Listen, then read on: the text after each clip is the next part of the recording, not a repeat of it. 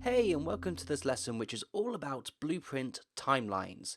In this lesson, we're going to learn how we can make an actor smoothly move between 2 points over time. Okay, so our current implementation for the crystal makes it so the crystal destroys itself as soon as the player overlaps with it. Now we're going to make this a bit more fancy. We're going to make it so when the player gets in range of the crystal, it's going to start animating and gliding towards the player over a period of time, and when it gets close enough to the player, it will then destroy itself. So I'm going to break the link to this destroy actor function and just move it out the way for now. Now let's start by taking a look at updating the crystal's location when the player has overlapped it. To update the location of the actor, we can simply use the set actor location function. Now this function only allows us to provide one vector here. As soon as this is executed, it's instantly going to teleport the actor to a new location. But we want it to smoothly blend between two locations, the location of our crystal to the location of the player. So is there a way that we can take this input vector here and do something with it to make it blend between two locations? Well, yes, there is. Our first step here is to call a function named lerp. And we can grab this lerp vector function. This allows us now to provide two vectors instead of just one, and we also have this alpha input. Lerp is short for linear interpolation, which may seem like a scary term, but we're going to start breaking this down. Notice on our function we have a vector A input, a vector B input, and we have a float input for something named alpha. Now let's just imagine we have a line. And let's say that A is the location at the start of the line. And let's say that B is the location at the end of the line. Okay? Now where does this alpha come into play? Well, the alpha value determines a location along this line. If we provide a value of 0, we would be at location A. If the alpha value is 1, we would land at location B. And if the alpha value is 0.5, we would be halfway between location A and B. Okay, so I think you're starting to get it. The alpha value is returning a location based on our A and B inputs. Now let's look at this in the context of our crystal. If A was the location of the crystal and B was the location of our player, the alpha value would allow us to determine a location between our crystal and the player. Now what we really want to do is make it so we start at an alpha value of 0 and then smoothly animate the alpha to go from 0 to 1. And the result of this would be smoothly blending the location of the crystal to the player's location when called with the set actor location function. So to summarize, with this lerp vector function, we provide two different inputs to the lerp. In our case, we're providing vector A and vector B. And the alpha input value will cause this function to return a location based on the A and B inputs. But if we smoothly animate the alpha value to go from 0 to 1, we would smoothly blend between two locations. Okay, so this all sounds great, but how on earth do we animate this alpha value to go from 0 to 1? Well, this is where blueprint timelines come into play. We can create a blueprint timeline anywhere on our event graph by right-clicking and scrolling all the way down to the bottom of the action menu, and we can click on Add Timeline.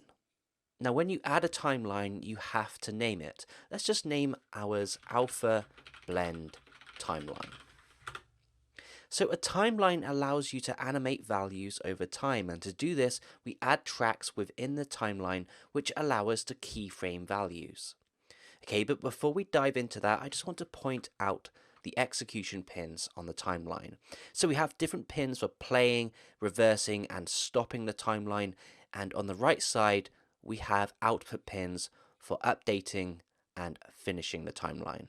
So the update output will continuously execute while the timeline is playing, and the finished output will execute when the timeline has finished playing. Now let's dive into the timeline. We can double click on it to enter it. A timeline allows us to add different tracks, and we can see the different types of tracks we can add in the top left of its interface. And we can just hover over these and it will tell us what they are. Now, instead of going through all the tracks here, we're just going to focus in on this first track, which is a float track. And a float track will allow us to keyframe and animate a float value over time. But when I say over time, how long do I mean? It could be any length of time. Well, if we look next to where we add in the tracks, we have this length input value here. So this is telling us how long the timeline will play for, and it defaults to 5 seconds. Okay, now let's add a float track.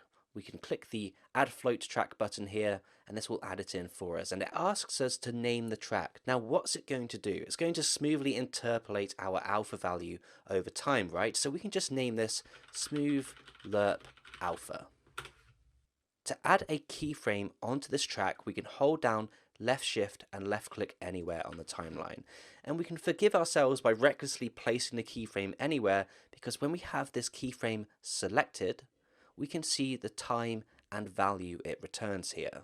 So if I wanted this keyframe to be at the start of the timeline, I would change the time value here to be 0, and if I wanted it to return the value of 0, I would click the value here and just type in 0 again. Okay, and we can add more keyframes just by holding down left shift and left clicking anywhere. And we can see when we add additional keyframes, we can see a line showing us that this value will be animated over time. So your challenge right now is to set your timeline to be 0.68 seconds in length.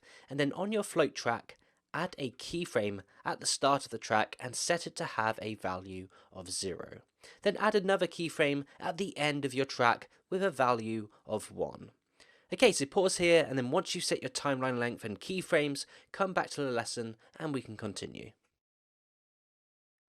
Okay, so I'm going to start by changing my timeline length to 0.68 seconds, because we want the crystal to move towards the player pretty quickly when they get close to it.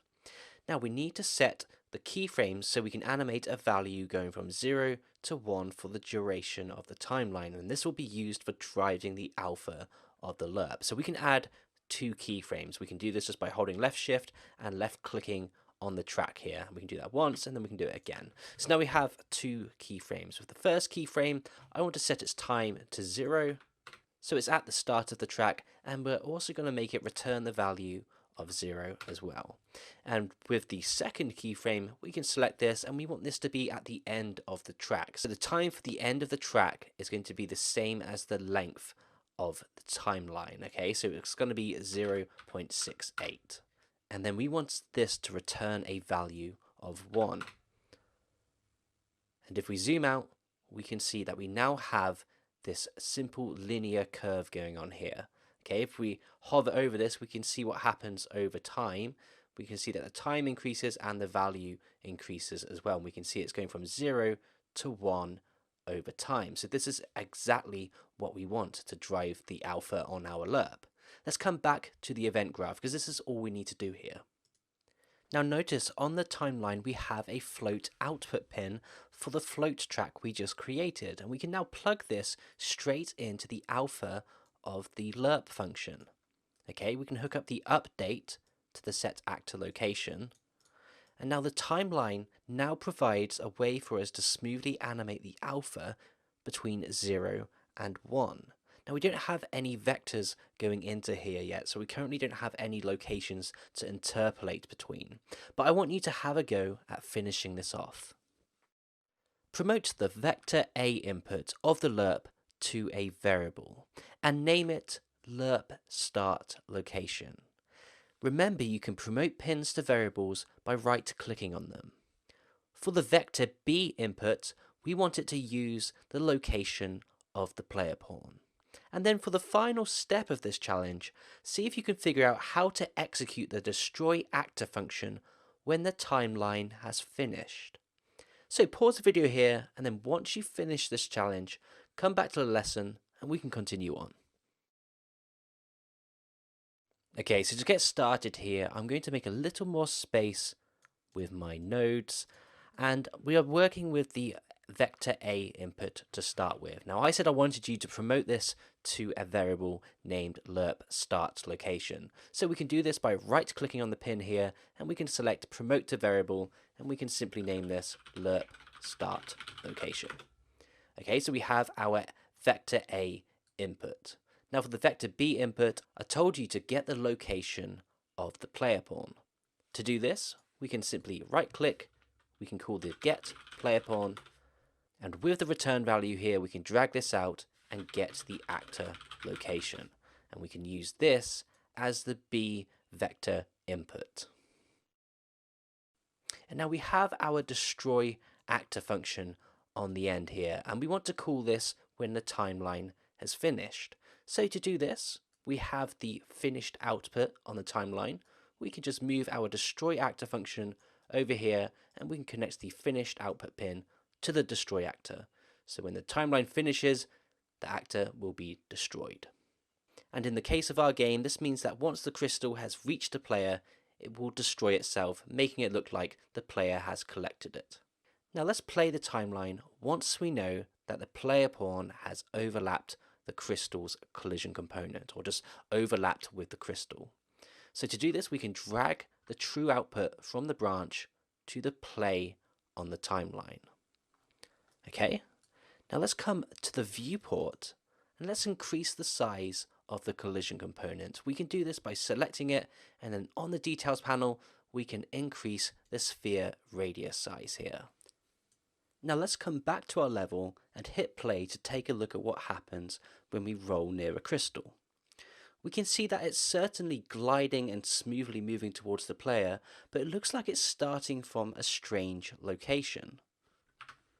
And the reason this is doing this is because we haven't set a value on our lerp start location. If we select it, we can see that the start location is 0, 0, 0. So basically it's always interpolating from wherever 0, 0, 0 is of our level and moving towards the player. Now we want the start location to be the location of the crystal.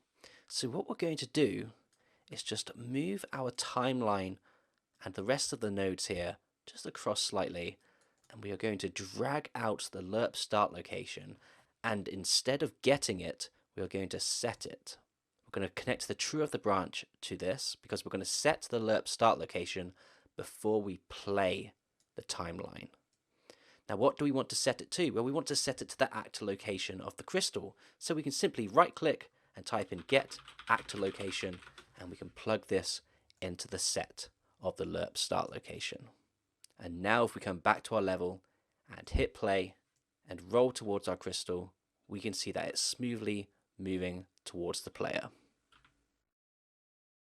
Now in the next lesson, we're going to start cleaning up the blueprint more and also adding a little more polish by taking our first look at blueprint functions. So once you're ready, I'll see you in the next lesson. Hey, and welcome to this lesson where we are going to cover encapsulating parts of your code into blueprint functions to help make your code easier to read and also to keep it organized. So in the previous lesson, we set up our crystal blueprint to smoothly move towards the player over time. Now, the code we've implemented into our crystal blueprint class is getting a bit crazy. Visually, it's becoming hard to read due to the amount of nodes and wires we are using. Now, we want to start working and thinking about our code on a higher level. When we view our code, we want to clearly be able to read it and understand what it does. To help us do this, we are going to be encapsulating parts of our code into blueprint functions. By encapsulating code into functions, we are making use of a core principle of object-oriented programming, which is encapsulation. To encapsulate is to show or express the main idea of something in a brief way. You've been using code that is encapsulated in functions this whole time you've been developing in blueprints. You've been using blueprint functions. Let's take a look at a single blueprint function to help break the concept of functions down. The first thing to point out is that we know we are dealing with a function in blueprints when we see this f on a blueprint node. When we look at a function in blueprints, we don't see the function's implementation, meaning we don't see the nitty-gritty details of the code that makes up the function. This is because the code is encapsulated within it. So a function is a collection of code that performs a task. Functions can be named, and by naming functions, we clearly state what the function's task is. And functions are reusable. We can place them and use them as many times as we want in our event graph or even inside other functions. And functions have input parameters, and by using these parameters, we can affect the function's task. And functions can also return values. Now let's take a look at our code that is called after the update output of the timeline. This code here is performing a specific task. It's moving the crystal towards the player pawn. Now when we view our code at the top level in the event graph, we want to clearly read that it's performing this task of moving towards the player pawn. And we can do this by encapsulating our code into our own blueprint function. So we want to start by selecting all of the nodes that perform this task of moving the crystal towards the player pawn. This is going to be everything after the timeline, but just make sure you don't select this destroy actor node here because this is performing a different task. So we can just go ahead and move this destroy actor node up out of the way. So let's select all of these nodes that perform this task. And now let's take a look at encapsulating them into a function. To do this, we can right click on one of the functions we have selected, and we can come down to where it says organization, and we can collapse it into a function. And now we have to name it, and we can see that it's been added to the function section of the My Blueprint tab. So what is the name of this function? What is its task? Well, it's moving towards the player, so let's just call this move to player. Okay, so now we can see on the graph that all our code has disappeared and we are just left with this node here. So this is our function. And we can see that it's already added an input parameter for us onto the function that's already connected to our timeline. And we can't see the code that we had before on the graph because it's encapsulated in the function. So how do we view the code now? Well, we just double click on the function to enter it. So looking inside this function, we have this purple node, and this is the function entry node. This is where our function starts, and it's also where we can read and use our input parameters. If we want, we can clean this up a bit just by moving this entry node up a little, and it just allows us to read this a bit easier. So we can see that this function entry node is connected to the set actor location and the rest of our code here. So this is where our code now exists. Now let's come back to the event graph, and we can see here that this is looking a lot more tidy and it's a bit more clear when we read it. Now let's just look before the timeline where we get the actor location and store it as a starting location. We could also clear this up. I want you to encapsulate these nodes into a function. The name for this function is going to be store starting values. So pause here and encapsulate these nodes into a function, and then once you've done this, let's resume and take a look at the result together. Okay, so we know that we can encapsulate our code into blueprint functions by selecting nodes, and then we can right click on one of the nodes we have selected and we can collapse it to a function. Now the name of this function is going to be store starting values. We can move this along and just make it straight on the execution flow here, and we can double click to enter the function and view its implementation. And we can just move the entry node just to make it a bit clearer when we view the code. Now in the next lesson, we're going to be adding more to this. We're going to be storing more starting values, and we're also going to be doing more with the timeline. But now looking on our event graph, we can see that the code is becoming much clearer to read. And one final thing we should do before moving on to the next lesson is just make sure that the game is still working as expected. And it totally will if you followed along closely, because when you encapsulate code into functions, it's not going to change any of your code. But by thinking of parts of our code as tasks and encapsulating them to make our code easier to read, we're starting to work and think on that higher level. Okay, so when you're ready, let's move on to the next lesson.